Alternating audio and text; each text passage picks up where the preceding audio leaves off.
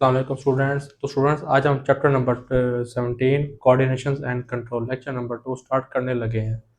तो lecture number 2 के अंदर हम सबसे पहले पढ़ेंगे कोऑर्डिनेशन इन प्लांट्स।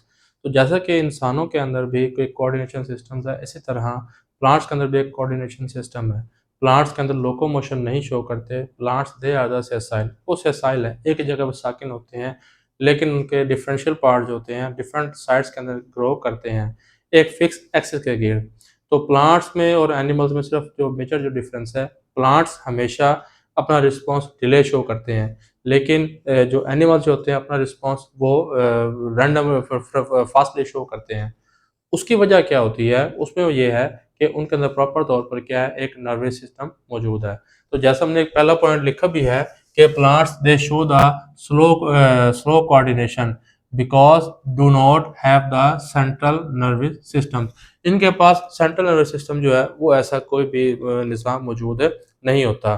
तो सेकेंडली प्लांट्स के अंदर जो सिस्टम जो ग्रो करते हैं उसमें जो सबसे जो इम्पोर्टेंट जो चीज़ है वो है उनका हार्मोन्स। प्लांट्स के अंदर हार्मोन्स ऐसे पाए जाते हैं जो कि उनकी ग्रोथ के लिए, डिफरेंशियल ग्रोथ के लिए, फ्रूट रैपनिंग के लिए, कलरिंग के लिए, क्लोरोफिल्स के लिए सबसे ज़्यादा ज़रूरी होते हैं। तो प्लांट्स के अंदर जो हार्मोन्स केमिकली शो करते हैं तो उसका शायद आपको पता हो, तो उनके अंदर सबसे ज़्यादा जो हार्मोन्स होता है वो कौन सा होगा? ऑक्जेंस या इथीन होता है, जिब्रेलियंस होता है, साइटोकाइनिन होता है।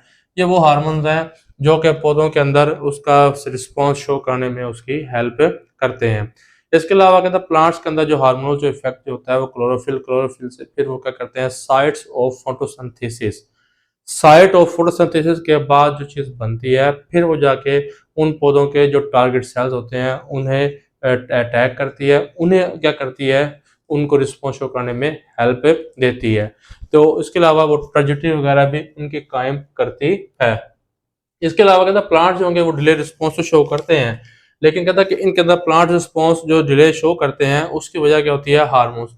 हार्मोन्स प्लांट्स के अंदर फर्स्ट टाइम इफेक्टिवली नहीं होते, ये डिले रिस्पॉन्सिबल है। इसके अलावा कहता है प्लांट्स की जो डिफरेंशियल ग्रोथ होती है उसमें क्या होगा? Charge of change in the टर्जिटी। कि बाद दफ़ा प्लांट्स में ये होता है कि उसके कुछ शाखें जो होती हैं एक जगह रुक जाती हैं, जो रिस्पॉन्स ज़्यादा शो करती हैं वो क्या आगे चली जाती हैं। इसे कहते हैं अनडिफरेंशियल ग्रोथ या ओवर टॉपिंग कहते हैं। इसके अलावा कहता है प्लांट्स के अंदर जो ग्रोथ शो होती है उसकी दो मूवमेंट्स होती हैं जो प्लांट्स अपनी मूवमेंट शो करते हैं। प्लांट्स लोकोमोशन शो नहीं करते। तो उसमें क्या होगा? एक एक तो आता है ऑटोनॉमिक नर्वस सिस्टम और एक कौन सा आता है? Paratonic nervous system.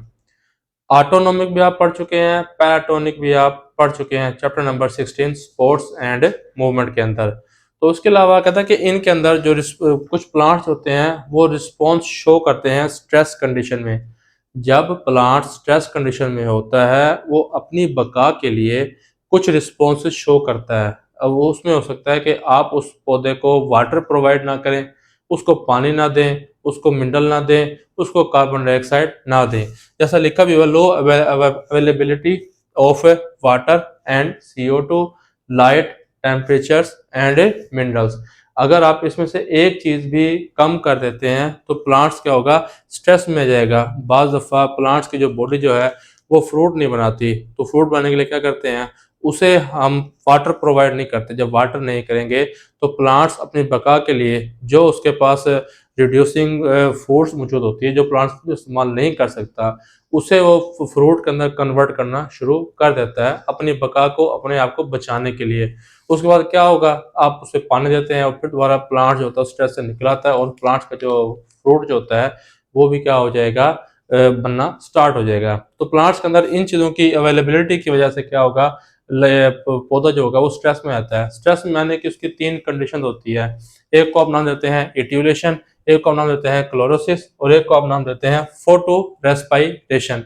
इट्यूलेशन में क्या होता है? इट्यूलेशन अमूमन तौर पर low availability of temperature and light. जब सर्दियों का जब मौसम आता है तो प्लांट के अंदर इट्यूलेशन जो है वो ज़्यादा होती है।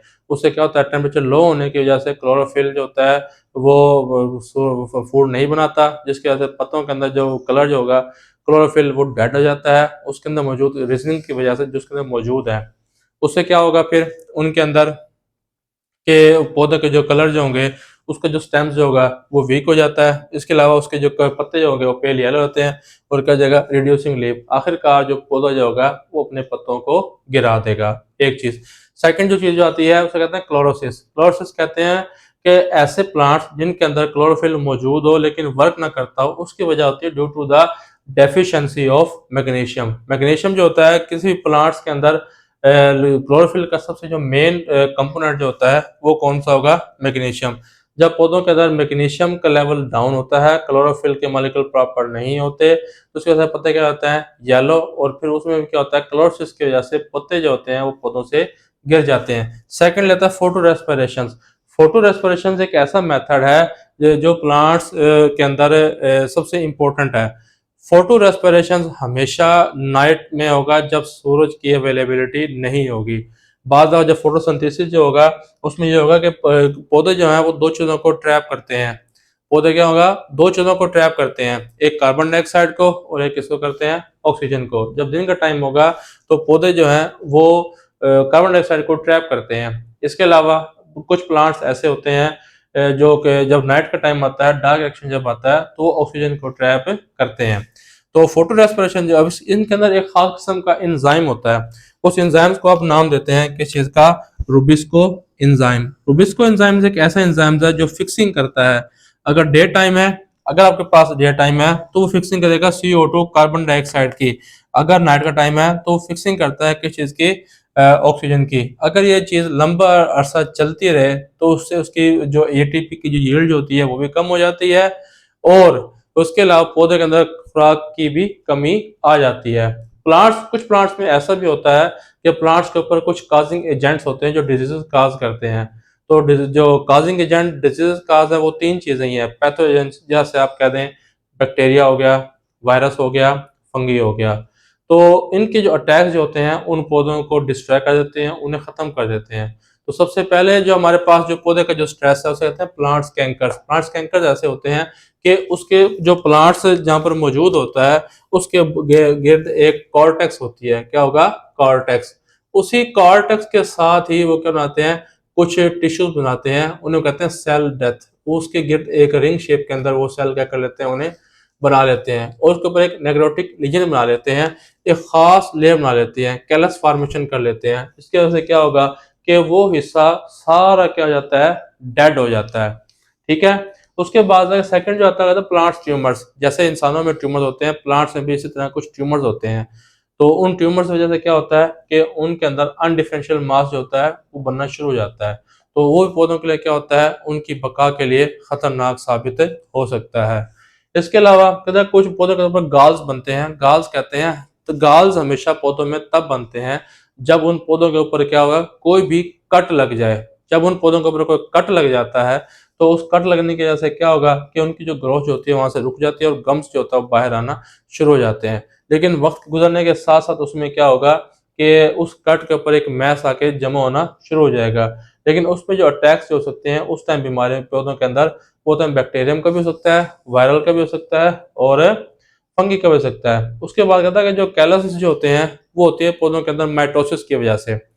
पौधों के अंदर माइटोसिस की वजह से उसमें क्या होगा? कुछ मैस ऑफ सेल्स बनते हैं और कट लगने की वजह से उसमें क्या होगा? ब्लीडिंग बनती है। सैपवुड, सैपवुड जो होता है वो किसी प्लांट्स का एक एक्टिव पार्ट है।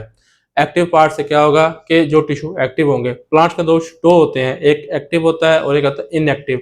जो सैपवुड जो होता है वो active portion of the plants और हार्टवुड जो होता है वो क्या होगा? कौन सा होगा? Inactive parts of the plants के जो जिसके अंदर डेथ सेल्स जो होते हैं मौजूद होते हैं उन्हें हार्टवुड कहते हैं। जिसमें एक्टिव होंगे उसे हम सैपवुड। अब सैपवुड में क्या करते हैं? इन प्लांट्स के अंदर से उस सैपवुड से हमको टिश्यू भी ले सकते हैं। बायोटेक्नोलॉजी की मदद से आप उन्हें लैब्स के अंदर पैट्री डिश के अंदर उन को ग्रो करा सकते हैं, उस टिश्यू को जो कि उस कैलसिस की वजह से वहां पर बन रहा है। तो अगर आप उसको लैब्स के अंदर, बायोटेक लैब्स के अंदर आप उसको वो मीडियम प्रोवाइड करते हैं, वो न्यूट्रिएंट्स प्रोवाइड करते हैं, जो उसे ऑक्सीजन जो चाहिए, जो उसे कार्बन चाहिए, जो आप उसे प्रोवाइड करते हैं, तो आप उन्हें आर्टिफिशियली तौर पर भी क्या कर सकते हैं? कैलसिस टिश्यूज को एक प्लांट्स के अंदर ग्रो करवा सकते हैं। तो जो बायोटेक्नोलॉजी जो है वो प्रमोट करती है टिश्यू कल्चर को, प्रोवाइडिंग मीडियम। अब शर्त यह है कि आप उसको मीडियम प्रोवाइड करें प्रॉपर, तो जो हाइड्रोकल्चर जो आजकल जो आ रहे हैं उसमें यही है कि आप पौधों को विदाउट मड, मिट्टी के बगैर आप उन्हें पानी के अंदर उन सीड्स को ग्रो कराएं। तो हाइड्रोटोनिक कल्चर जो है वो इस तरह का ही कल्चर है। तो अगर जब पेट्री ग्रो करवाते हैं तो वो एक कंप्लीट प्लांट्स बना देता है। तो ये था हमारा आज का टॉपिक कि कोऑर्डिनेशन इन प्लांट्स के, प्लांट्स का जो कोऑर्डिनेशन जो है उसको किस तरह आप देख सकते हैं, समझ सकते हैं। तो नेक्स्ट लेक्चर जो हमारा होगा उसमें पढ़ेंगे बायोलॉजिकल रिदम्स क्या होते हैं, कि पौधे 12 घंटे में कैसे वर्क करते हैं, 14 आवर्स में कैसे वर्क करते हैं। तो स्टे कनेक्टेड। Thank you. अल्लाह हाफिज़।